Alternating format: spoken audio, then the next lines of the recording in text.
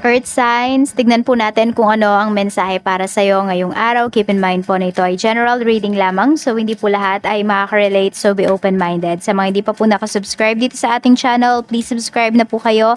And palike na din po ng ating video. At sa mga nice pong mag-avail ng ating private readings, Lucky Stones and Amulet, makikita nyo po yung link sa description box below. Tarot Intentions by Aliani Reyes. Okay, tignan po natin kung ano ang mensahe para sa'yo. Spirit guide, mensahe po natin kay Earth Signs. We have new chapter. Ayan, ano ba to? Baka meron kayong binabasa. Baka new chapter na yung binabasa ninyo. Ayan po. Mahilig ba kayong magbasa, Earth Signs? Ayan, may mga bookworm yata dito. So, tignan po natin. We have secrets. Ayan. So, new chapter na magiging masikreto na kayo pagdating sa life ninyo. So, may mga bagay po na hindi nyo na basta-basta sinishare kahit kanino. We have broken. Nako, wag mo na kayo dito maging masyadong vulnerable. I haven't told you everything. Siguro yung iba sa inyo, ayan, napapaisip kayo, ano kaya yung mga sikreto ng person ninyo? Or ano kaya yung sinisikreto ng taong to? Towards sa inyo. Ayan, I feel shattered about this situation. Yung iba sa inyo, broken kayo. Ayan. Pero nagtatry mag-move forward. Kaya lang parang minamask nyo kasi, parang pinagtatakpan nyo talaga kung ano ba yung nararamdaman ninyo. Hindi kayo nagiging honest sa sarili ninyo. Ayan. Alam niyo kung bakit? Hindi niyo pinapakita, hindi ninyo muna hinaharap yung mga nararamdaman ninyo kasi ang dami niyo pang responsibilities. So, alam mo yung kahit nahihirapan na kayo, kahit wala kayong gana, nagtatrabaho pa rin kayo ngayong araw na ito. Ayan, I have to take care of my financial and emotional needs. Ayun. Kaya by this, pagtatakip sa feelings, or hindi mo na pagharap sa feelings is mas tinutulungan nyo yung sarili ninyo. Ganun yung nakikita yung mga bagay-bagay ngayon. Parang bawal mo na mag-breakdown. Oh, yung iba sa inyo, ini-schedule nyo yan. So, kung kailan siguro yung off ninyo, o kaya naman sa gabi, kapag kayo na lang mag-isa, tingnan natin. Tsaka nyo binubuhos yung nararamdaman po ninyo. We have new chapter. Tingnan natin, Spirit Guide. Ano po itong new chapter na ito? Tingnan natin, ano po itong new chapter, Spirit Guide, pagdating sa life ni Earth Signs, Taurus, Virgo, Capricorn, Sun, Moon, Rising, and Venus. We have 5 of Swords. Ayan, sumasakit na nga yung ulo ninyo dito. Ayan po. We have the Wheel. New chapter na ito, pagdating sa inyong, ayan, some of you, relationship, and yung iba naman po sa inyo, pagdating sa career. Ayan. Ayan. Parang ayaw nyo nang pasakitin yung inyong ulo. Kaya mag-move forward na po yung iba sa inyo. Ayaw nyo na yung paulit-ulit ba yung mga nangyayari. Siguro natuto na din kayo, lessons learned na we have the devil with these secrets. Ayan. So, meron ba ditong nakikipagrelasyon pero sekreto yung relasyon ninyo? Patago ba? Parang feeling mo hindi proud sa yung person mo. Bakit kanya tinatago? Yan na, kasi baka yung iba sa inyo, hindi nyo pa talaga lubusang kilala itong person po ninyo. So, madami pa siyang tinatago sa inyo. Oo. Baka mamaya nasa third party situation kayo, hindi nyo alam. O kaya naman ayaw pala sa'yo ng parents niya. Pero hindi mo rin yan alam. Punta ka ng punta sa kanila, diba? Oo, tingnan natin. We have 9 of Swords. Naku, meron yata nakakaranas ng depression dito. So, alagaan nyo po yung inyong emotional health. Minsan nakakalimutan natin yan eh. Akala natin parang laging physical lang yung kailangan nating alagaan. Hindi po eh. Oo, health is wealth. Pero, 'di ba, isipin nyo din yung isipan ninyo. 'Di ba, yung psychological health ninyo, your emotional health, and also your spiritual health. Ayan, mahalaga din po yung mga bagay na yan. Wag lang natin ikulong yung sarili natin sa physical health. Tignan natin. So, ayan, may nai-stress dito. Broken kasi kayo. Pwedeng nafe-feel nyo yan ngayon.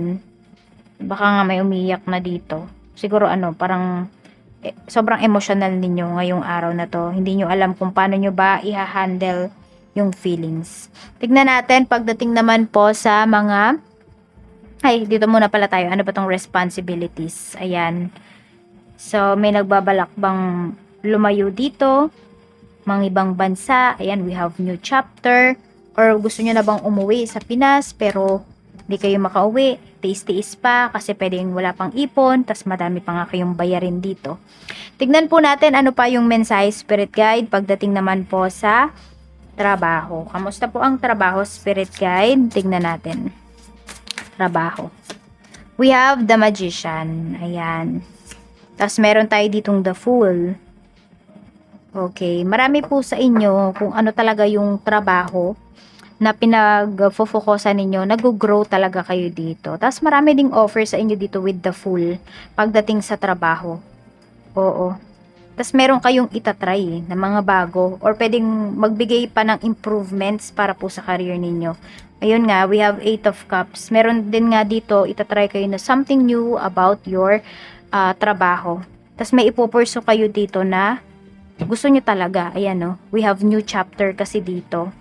So, yung mga pumipigil dati sa mga gusto nyo talagang gawin, sa dream career ninyo, pwedeng hindi nyo na sila susundin ngayon. Parang wala na kayong pake. Ang kailangan is magawa po ninyo. Parang sinunod nyo na sila noon, ngayon naman ang susundin po ninyo yung sarili ninyo. Wala na silang magagawa para dito. I-chase mo na talaga yung dream career mo. Tignan natin, Spirit Guide. Meron din dito, parang walking away, no?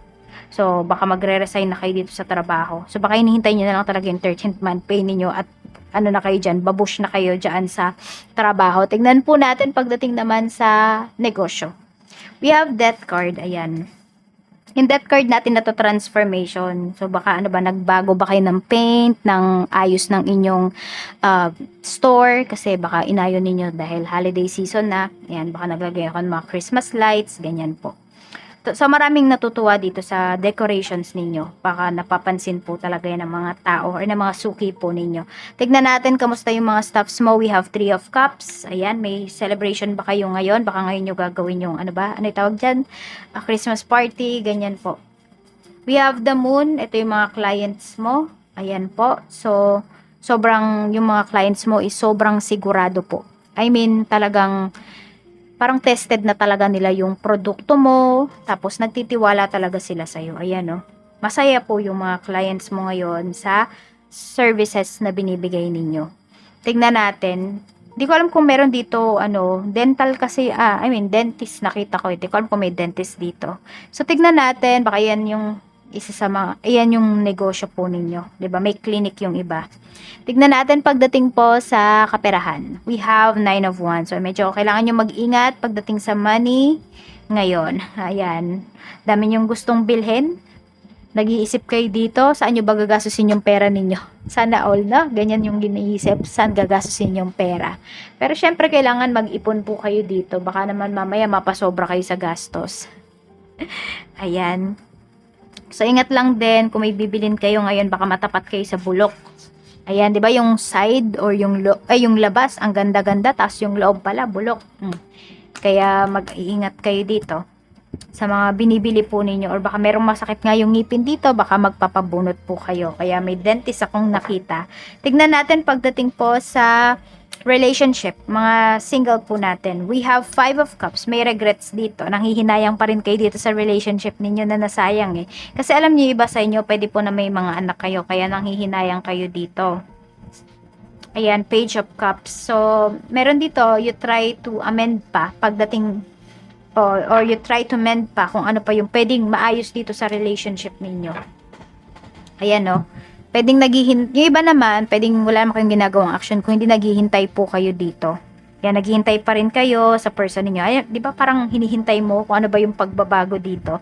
Sa mga naman po, mga in a relationship, we have 4 of Wands. Tapos, meron tayo ditong 9 of Cups. Wow, mukhang may magpo-propose dito. Magpo-propose na ba kayo? Or, ayan, oo, magpo-propose na yata sa inyo yung person ninyo. Magiging happy kayo dito, oh. Oo, nakapag-ipon na yata siya. So, meron dito ready na pong magpakasal. So, congratulations kung kayo ay na-engage or may engage ngayong araw na ito. Sa mga kasal naman po, we have 6 of Pentacles. So, ayan, buong buo talaga ibibigay sa'yo yung, yung pera. We have King of Swords. Diretso talaga sa'yo. Ayan po. We have 7 of Pentacles. And ito din, yung parating pa na pera, ibibigay din po yan sa'yo. Oo. So, kung sino man yung magaling mag-handle sa inyo ng pera ng inyong asawa, ayun po, siya yung mag-handle ngayong buwan na ito. Oo, ayan no. 7 of Pentacles. Parang medyo meron dito matagal nang nilalakad. Di ko alam kung pension to. Baka po kasi meron dito sa inyo is magre-retire na. So, baka this month Oo, or bago matapos yung month na to, makuha nyo na po yung inyong lansam, yung inyong kaperahan. So, ayan lang po ang mensahe para sa'yo. Earth signs, maraming salamat po. Mag-iingat kayo always. And more blessings to come. Good health din po. Kailangan nyo yung alagaan. Bye-bye!